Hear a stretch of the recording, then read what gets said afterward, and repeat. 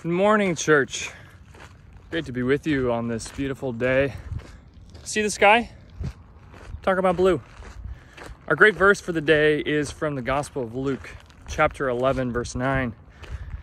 And it says, "I say to you, ask and it will be given to you. Seek and you will find. Knock and the door will be opened to you."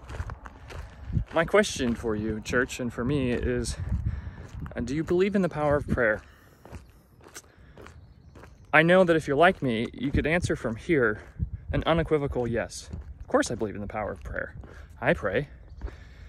But I think if we're honest, each of us, if we answer from here, sometimes we have a different answer. Sometimes we are filled with doubt and we ask, God, do you hear my prayers, my petitions, the longings and the losses in my life that I bring to you?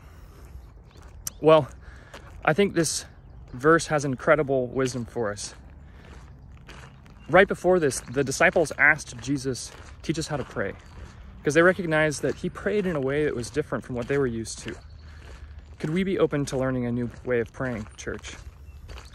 You see, Jesus models this for us at the very outset of the chapter. It says that Jesus went to a particular place to pray.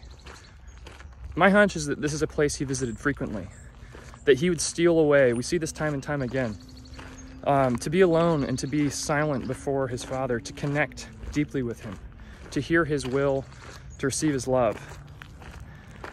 So my first question is, do you have a prayer place? We're creatures of habit, embodied creatures, and rhythms and habits really help us, center us. When we go to that secret place, it helps us step out of ordinary time and into the sacred time of God's presence, where we can connect intimately with our Father.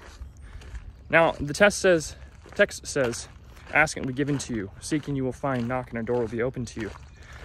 So oftentimes we treat God like a divine vending machine. We ask him for things that we need. We're like, help, or I want this. And there's nothing wrong with that.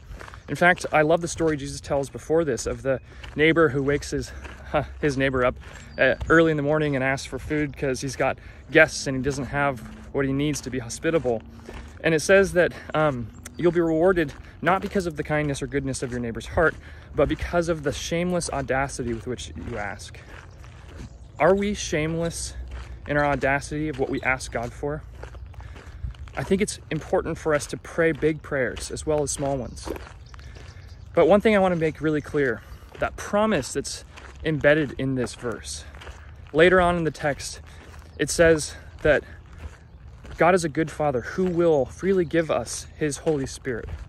That is the true answer to all of our deepest longings, losses, prayers, and petitions, is that we would receive more of God's love, that we would be empowered by his Spirit, filled with his wisdom and his guidance, that door in any situation we bring to him would be opened and we would be empowered to walk through it with boldness and with peace. So church, I encourage you today, find and develop a secret place of prayer. This path is one for me.